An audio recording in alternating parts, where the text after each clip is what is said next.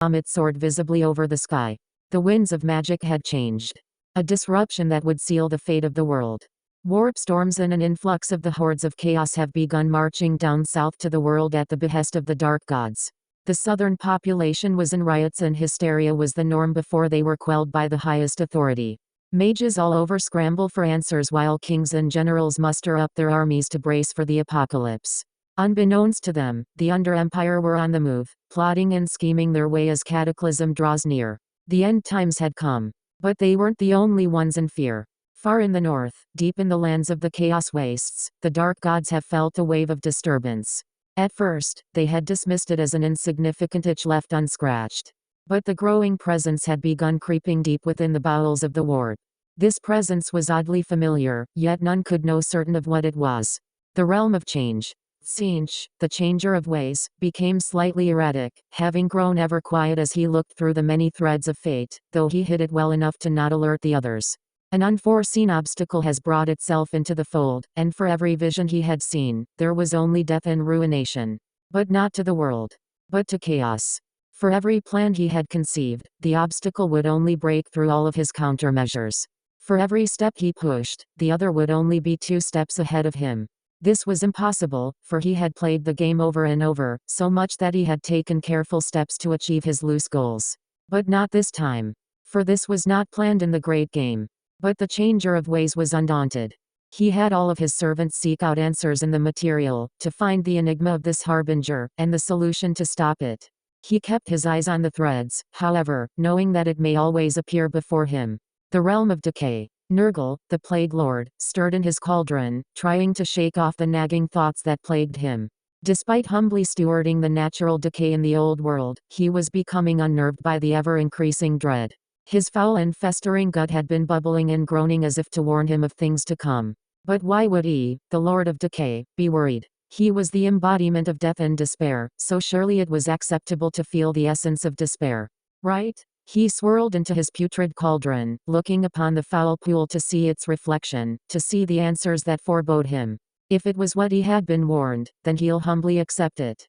Hopefully. The realm of pleasure. Slaanesh, the Dark Prince, laid in here bed, grooming here hair to perfection. But this was a distraction to the dark recesses that have been preoccupying at the back of here mind.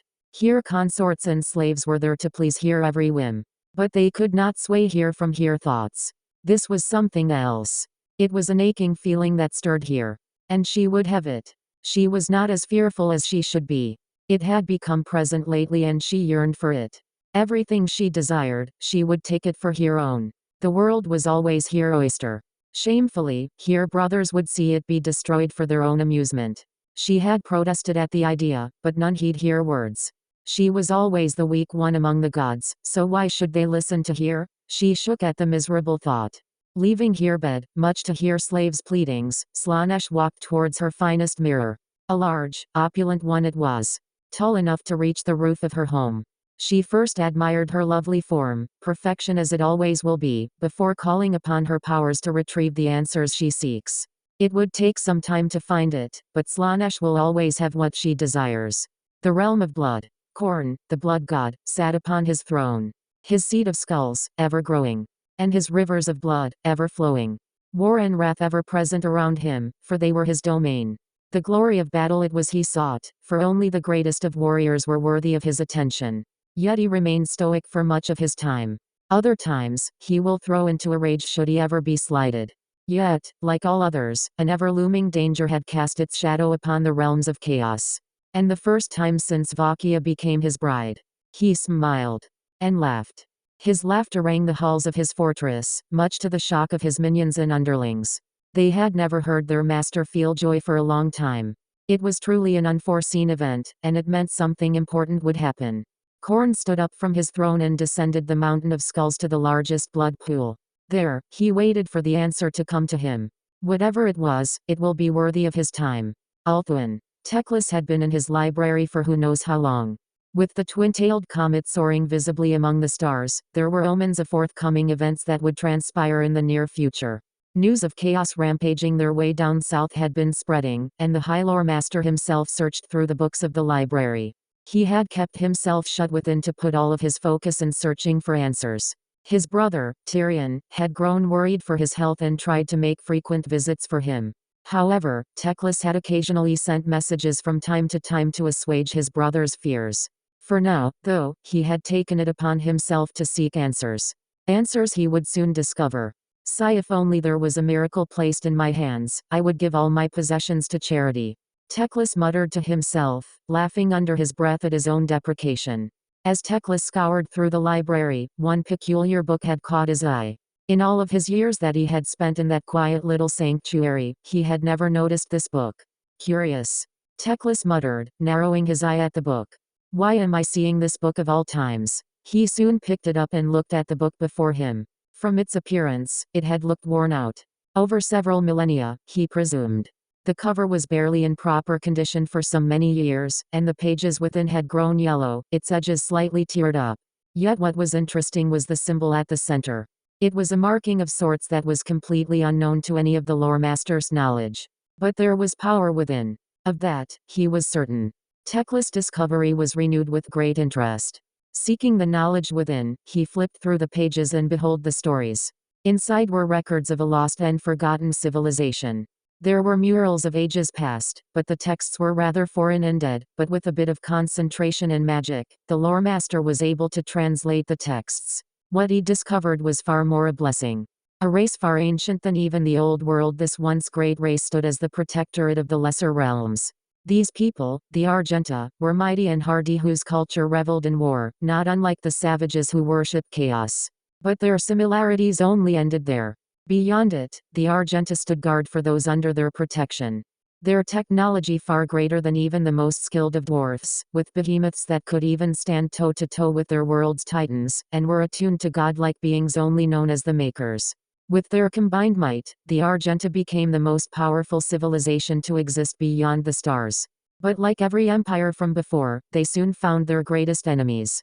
Ones that were just the same as the old world had suffered. Demons. They were different compared to chaos in some ways based on their descriptions, but no less an existential threat. These invaders would attack the Argenta in an attempt to gain more ground in their demonic expansion. But the Argenta would push them back. It was a never-ending struggle for the Argenta, but they persevered in the face of damnation.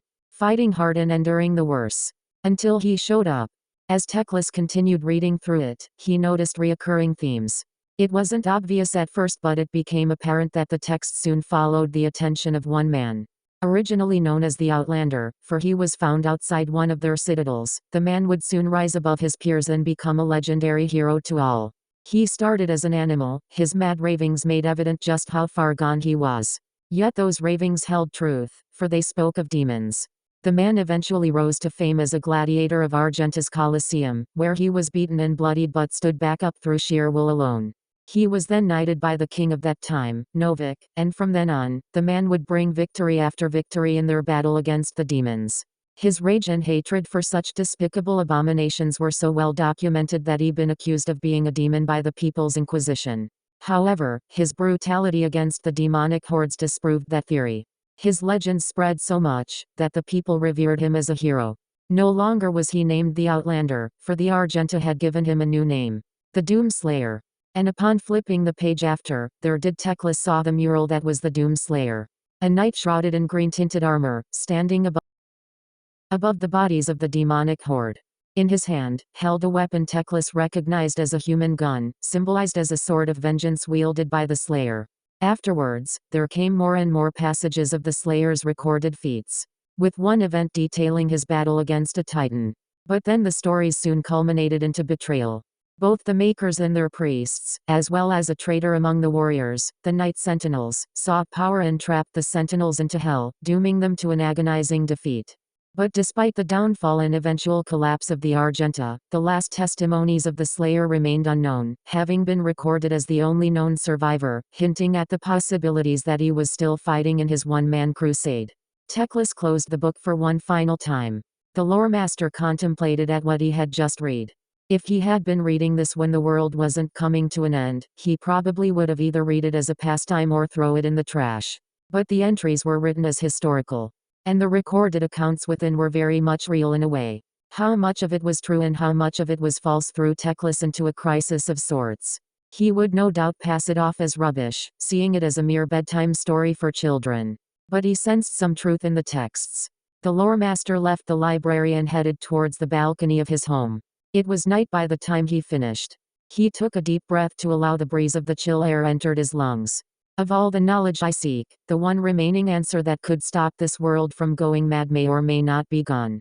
And I am reading from what is presumably a fairy tale by now. Teclis grumbly thought to himself. 50-50 doesn't sound nearly as bad as it should be. As Teclis recollected his thoughts, a knock from the library's door was enough to interrupt his thinking. Enter. The doors open on Teclis' command. A guard had walked in and bowed respectfully. Lore Master. The guard started. You have a visitor. If it's my brother, tell him that I'm well and I need no assistance with my work. Teclis grumbled. It is not Prince Tyrion, my lord. The guard replied. In fact, the visitor did not specify who he was. Only that he requested to see you. Privately. Teclis raised an eyebrow at the request. Nah, at this time of hour? What on earth could it be? Very well, send him in. The guard bowed at Teclis' command and went off to retrieve the anonymous visitor. Moments later, the guard from before had returned with the visitor in tow. The visitor in question hid his features underneath a cloak. Teclis dismissed the guard and the door was soon closed off, leaving only the two remaining inside. I do hope you have something of importance. As you can see, I am currently preoccupied with matters concerning the peaceful times we live in. Teclis dryly said. It was met with a chuckle from the hooded figure. Heh. Always the jester, Teclis. The visitor replied. Though, I highly doubt the Phoenix Court would take it well without umbrage. Especially when in the presence of your king. The visitor soon pulled out his hood, revealing himself to be King Finnebr, much to Teclis' surprise. My king. Teclis started. I did not know that you. Finnebr raised a hand to stop his apology. No need. The time for apologies is way past. Now's a time to discuss. Finnebr replied. The lore master only remained silent, awaiting what came next. How may I assist you, my lord? Finnebr responded with a heavy sigh. I'm afraid the news that I bring would stir trouble within both the Phoenix Court and all of Ulthuan. Finnebr walked towards the balcony, taking in a view of the entire island. But as he walked, Teclis noticed him clutching his chest. He was in pain. But from what? My king, are you all right? Teclis asked out of concern.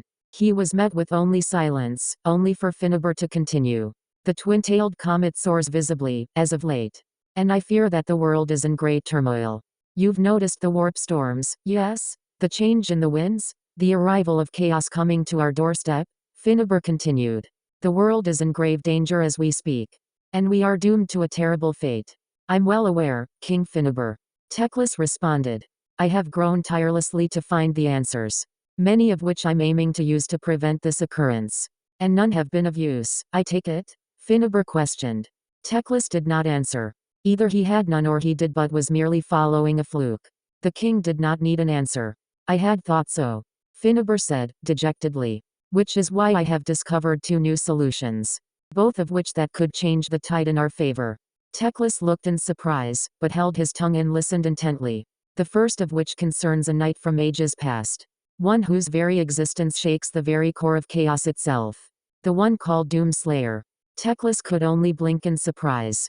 I know you've been reading about him earlier. I noticed the book on your table as soon as I entered. The etching on the cover. It was unmistakable, and no mere coincidence.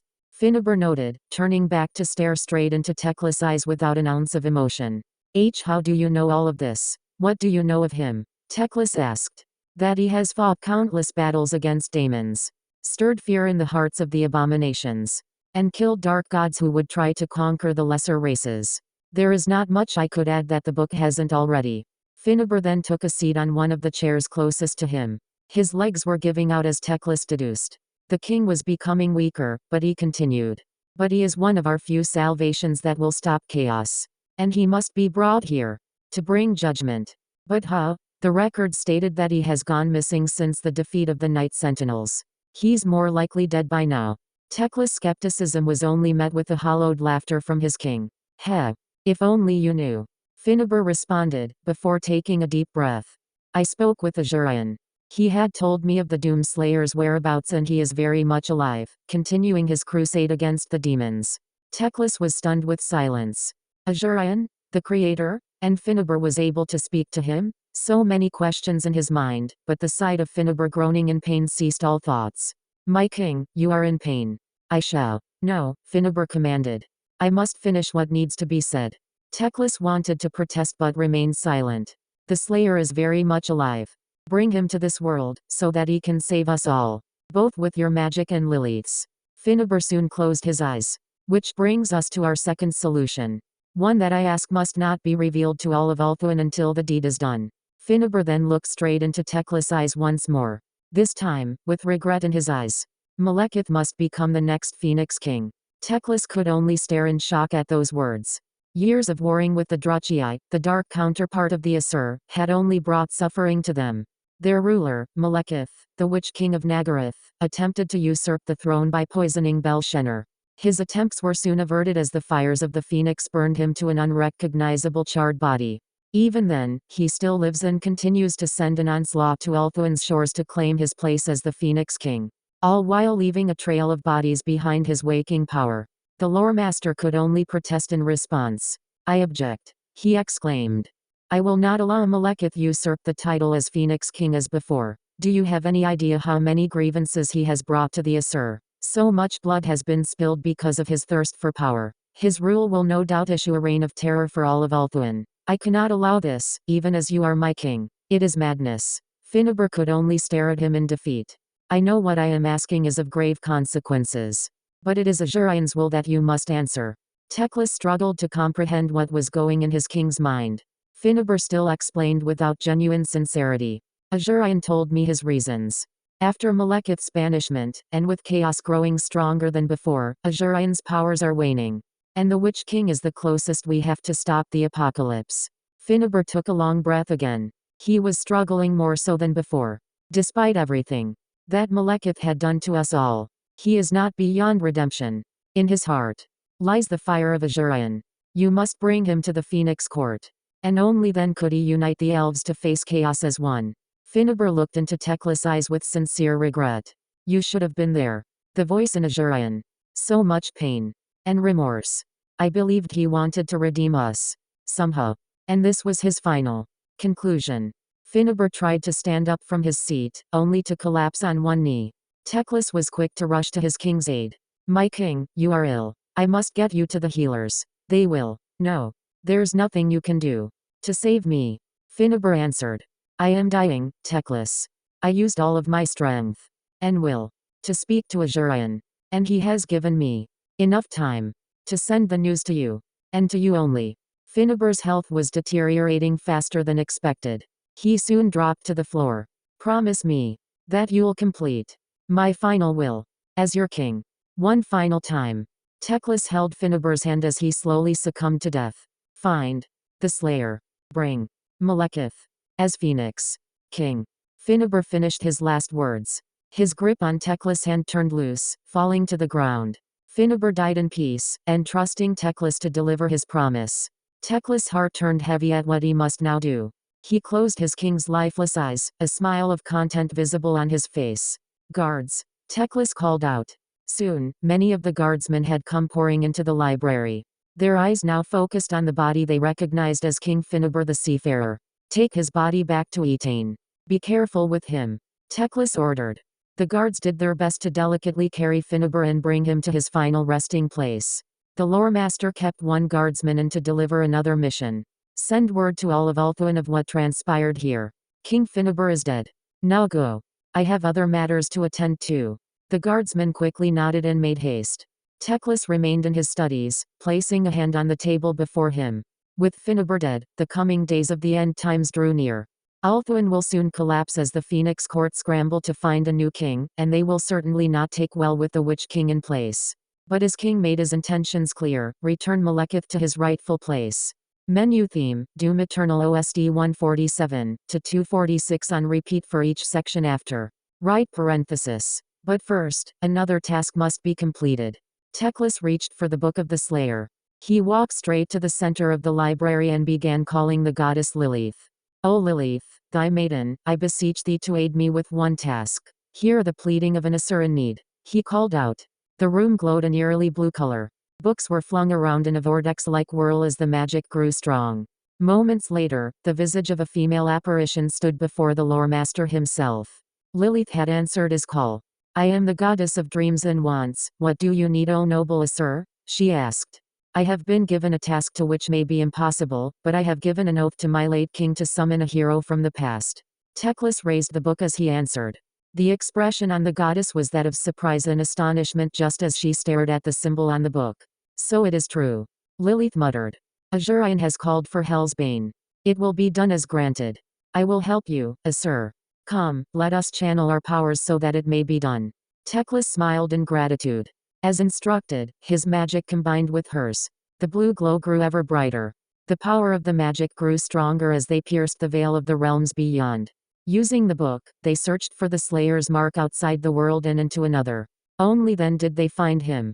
His latest battle had him facing off a horrifically horned beast of gargantuan proportions. The Slayer stood victorious and returned to his fortress among the stars. Finally locating his coordinates, they set up a portal for him to enter. The portal that homed in on the fortress only showed darkness. Thinking quick on his feet, Teclis called out. "I call upon the one named Doomslayer." He called out. "I have sought for your legendary skills and I must ask you to enter. Quickly, I can only hold this portal for so long. We need your help. Please." He was met with only silence.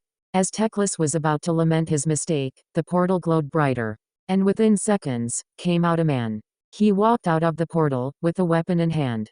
His armor, different from the mural, but unmistakable without a doubt. His stride, not of confidence, but one that has seen countless battles for many eons. Teclis did not see a man that stood before him. Only a demigod. The ward. The Immaterium was in chaos. The unchained predator had come to the old world. And his mark upon it will bring an end to all of chaos.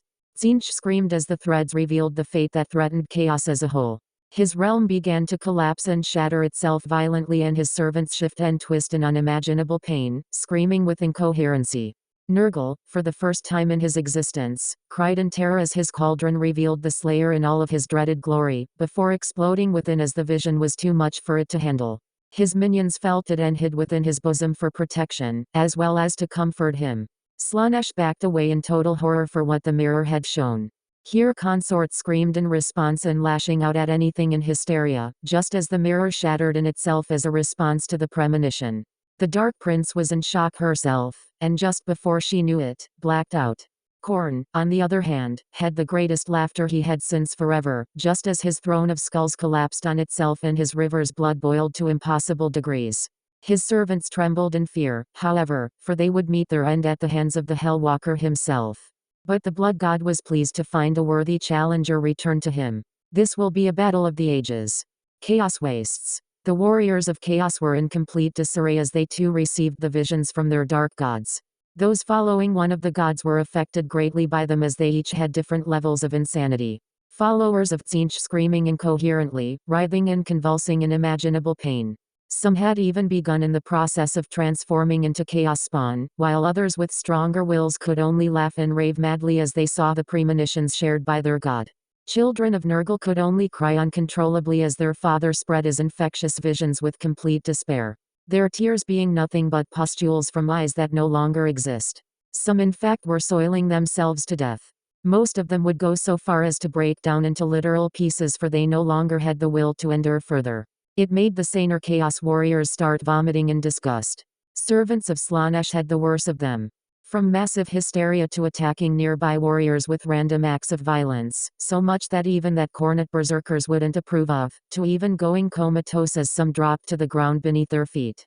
Only the warriors of Khorne and Chaos Undivided were able to quell the disorder within their ranks, albeit barely. Khornates, especially, seemed uncharacteristically in control with their emotions as they began restraining their brethren from further chaos. Standing above the chaotic sea of what was insanity, was the Averkazon. Archaon watched with a mixture of horror, frustration, and amusement as he looked onto the crowd in utter disbelief. Even his lieutenants were affected, more or less. Sigvald was smashing the mirror on his shield uncontrollably, screaming that there is no longer perfection, only pain. The Glotkin were crying without end, their despair so foul that it was hard to be near them. Village the Curseling began writhing around over his brother's shoulders, cursing and lashing out anything near him, Vakia's shield lashing out at her anyone within lashing distance much to the Gore Queen's shock, and many more. Only Archaon, Vardek Kram, Wulfric the Wanderer and Vakia the Bloody and a few others were the only ones who had any semblance of sanity. What the hell is going on here? Wulfric exclaimed with shared disbelief and shock at the ensuing chaos below. You ask as if we know the answer to all of this. Vardek Kram retorted. Soon after there was a yelling match. Then exchanged insults. And then a brawl ensued as they started balling fists at one another. Chaos warriors soon held both men back. Vakia approached Archaon with concern. I sense my beloved has the answers to this, she suggested. Archaon turned to face her with stoicism. Then answers I shall find from him. The world. Those who were not part of the Chaos Horde were just as affected by the shared madness. Cultists began revealing themselves within human societies as they started by either screaming their minds out, attacking bystanders or just commit suicide in public. Inquisitions and other authorities quickly started citywide sweeps of this phenomenon, detaining and executing heretics. It was both a blessing and a curse as they were finally given an easier time taking out heresy but were quickly spreading out thin while receiving more paperwork to deal with.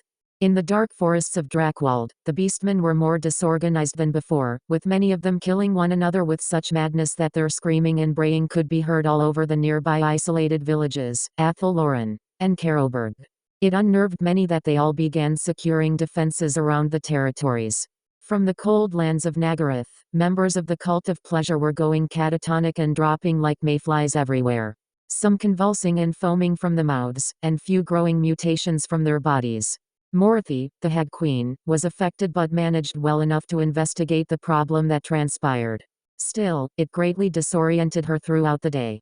Malus Darkblade, however, lost control of Tsarkan as it started screaming and begging to protect them from the Doomslayer.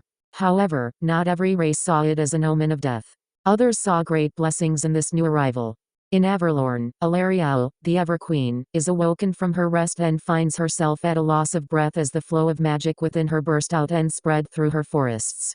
Taken by surprise, Alarielle was eager to learn the catalyst of it. Such an event would provide a far greater impact on the world. In Athelloren, where the Oak of Ages resides in harmony with the natural wonders of its home, Ariel, queen of its forests, is struck by wonder and awe as a surge of magic flourished in and out of her home. The Asray looked on in shock by the sudden changes in her forest. Already, the beautiful greenery exploded with vibrancy and color. Not far from the oak, Durthu, one of the last elder treemen, sensed it as well. A new season has erupted. A season of rebirth had commenced. Within the Empire's vault, the Grand Theologist hears the call of the god. King An is greeted with visions of a man who will one day destroy the horrors of chaos and its twisted servants with a fury so righteous that even the heavens tremble in its waking destruction. Volkmar made his way out of the vault with fervor and faith in heart, for the day of reckoning had come, and the world will be liberated of the dark gods. From Bredania, the Fey Enchantress senses the arrival of a knight of great power. Wearing colors similar to that of the Green Knight himself, but his pursuit extended far beyond the realm of the Lady, where chaos shall meet its end. Appearing at her side, the Green Knight himself stood vigilant, yet all aware of the knight's presence. Destiny made manifest. From the World's Edge Mountains, the White Dwarf was stirred from his stupor. The whisper of the winds tell of the greatest grudge, once thought to be nigh impossible to settle, shall be erased by not a dwarfen slayer, but by a human slayer. The dwarf stroked his beard with great interest and rejoice, but that time will come when fate has been dictated. For now, the cries of his many brothers were heard. And he will make certain that the dwarfs will see the light of day to settle another grudge. In the tropical jungles of Lustria, the wise Slann oversee the great plans of the Old Ones, and what they had seen was unexpected. The Doomslayer's entrance to their world had caused a massive shift in the balance. And much to the Slann's relief, their fortunes had been in their favor. With a single thought, the Slann began to set the motions of the fate of the world. And all will go accordingly as written by the Old Ones. In the dark realms of Sylvania, the Necrarchs were greatly disturbed by the presence of an unknowable force. His arrival will bring forth uncertain doom to the vampires. Yet, the prophesized one would also bring an end to their curse left by the great necromancer, bringing the vampires to walk under the sun once more. Other bloodlines, however, knew of it and seek the discovery of this new legend. From the Queen of Lamia to the von Karsteins to the first blood dragon, the counts will stop at nothing to get a hold of the prophesized one. Whether he will save them or destroy them, fate will decide. In the Deadlands of Nehekara, the greatest of the Tomb Kings, alongside his vassals and subjects, sensed a forthcoming omen. A sign of great change had come to his great exodus. And for the first time in his long lifespan, ever so watchful of his great kingdom, he only felt one thing. The one emotion that was ever so alien to his own life. Humility. Meanwhile, somewhere in the Badlands, an orc shaman receives a vision from his twin gods, that the greatest wog the world has ever known will not be from one of their own, but that of a human in their colors. The shaman, with newfound purpose, sets off to find prophesized warboss. For there will be more fighting to be had. And finally, within the Skavenunder Empire, the Council of 13 schemed and plotted as the world above continued to diminish on itself. Through their spies, they had received news of chaos going through a mass panic with unprecedented change. This pleased them, for the Skaven could finally show themselves as the true master race of the old world. However, their gleefulness soon turned into fear, for the news of another threat had emerged. The one called the Doomslayer. Soon, they began plotting and scheming more. This time on how to defeat the Doomslayer. Gods of the world. Outside the realm of mortals, far away from the realm of chaos, the gods of both the elder and lesser races gathered and watched with great interest as the champion of humanity entered this world by the lore master himself. With entirely different reasons, of course. Both the Kade and the Sithari were pleased to see him, for he would protect their children from chaos itself. The gods of man were just as well, if not greatly so, for he shared the same fondness for mankind. The dwarfen pantheon, meanwhile, approved of his grudge against chaos for what it was, just as he did with the legions of hell. The orc twins, Gork and Mork, became overly eager at the thought of the greatest fight for their people will be from a human. And last but not least, laying in the shadows, was the horned rat, who coveted the power of the four but wanted to be rid of the Slayer, for he would disrupt his plans for true godhood. But they all shared a common goal. No longer will there be the laughter of thirsting gods. Only their screams.